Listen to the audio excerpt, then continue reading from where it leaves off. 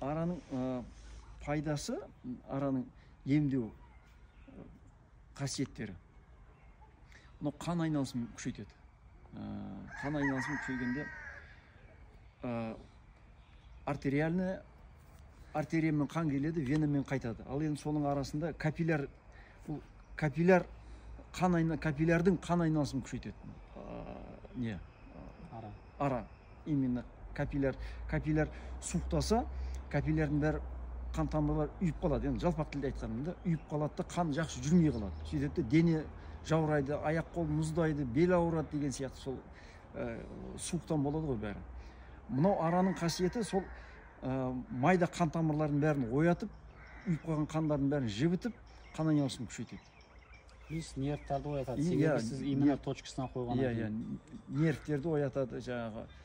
Мынау қан жүретін канал, тоқ жүретін канал. Бұл арада қандай витамин бар ма? Сол не өзі? Бұл именно пайда болатын. Араның уында 70-80 түрлі макро, микро элемент дейміз ғой. Жаңағы былай айтқанда элементтер, кальций, магний, фосфор, железо деген адамның ағзасына керекті элементтердің, қанға керек, бүткіл ағзамызға керекті элемент, витаминдер да, оның бәрі.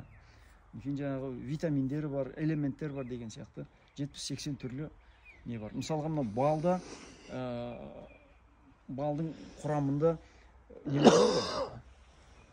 Жаңағы макро, микро элементтер. Бүткіл Менделеев таблицаның ішіндегі бар элементтердің бәрі осы балда бар. Енді бұл ара сол балды жасайтын завод да, былай айтқанда. Түрлі гүлдерге қонады, маңызын сорып алып, бал жасайды. Сол элементтер, бұның араның уында да соншалықты элементтер бар. Әрі бұл жаңағы емдейді, әрі ағзамызды сол элемент витаминдермен қамтамасыз етіп отырады. Тем более удың бетін у қайтарады деген әңгіме, жаңағы аурудың бетін осындаймен қайтаруға болады. Бұл жаңағы адамның иммунитетін күшейтеді. Әсіресе мына жас балдарға 3 жастан былай қарай балдарға шақтырса болады. 3 жастан бастап. Иммунитет күшейеді, өте жақсы күшейеді иммунитет. Небірлеріміз шақтырып тұрамыз әйтеуір. Неше жасқа дейін максималды хабарласу керек сізге? Неше жасқа дейін или кез келген адам бар? Ол не жоқ, егерде былай өз аяғымен жүріп не қылатын болса, енді шақтыруға болмайды кімдерге? Туберкулез болған адамдарға шақтыруға болмайды.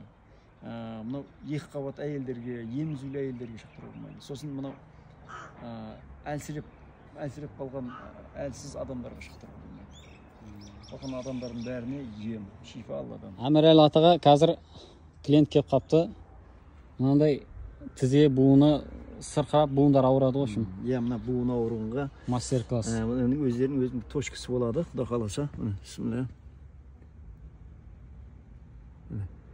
Мынау ине у қалтасымен қалады. Сол 15-20 минутқа дейін ана қалтасы у қалтасы қимылдап тұрған сайын, қимылдаған сайын уды ішіне жіберіп жатыр. Шифа Алладан. Мынау мені шағайын деп тұрған сияқты ғой. Мынау ара менің қай жерінде ауру бар екен тауып алу деймін. Енді мынау қанша уақыт тұрады шамамен? Бірінші келген адамға көп емес, 1 минут ұстап тұрамыз, 1 минуттан кейін аламыз. Себебі организм осы ауруға қарсы ферменттерді шығару керек та. Көп ұстаса болмайды адамның. Жалпы бұл значит уын тастаған кезде адам организмдегі ферменттер бөлінеді. Ол уға қарсы. Плюсым мен ойлап қоямын. Плюсым жаңағыдай ферменттер ағза автоматически өз жұмысын бастап кетті деген сөз ғой. Міне 1 минутте өтті, міне алып жатырмыз. Мынау ыстық укол сияқты әсер бере ме адамға енді?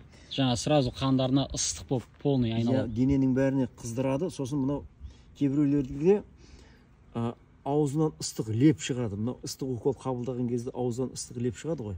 Тура сол сияқты ыстық леп шығып отырады кейбір адамдарға. Ем болсын. Жақсы, Алла шипа берсін. Менде белімде грижа бар. Мен соған алғашқы бір араны өзім шақтырып немек көрмекшімін. Емні қалай жүретінін сіздермен бөліспекшімін соны. Шифа Алладан. Құда қаласа денеңді босса, терең-терең дем аласың.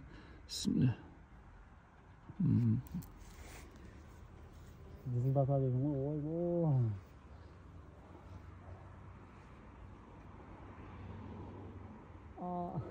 Міне.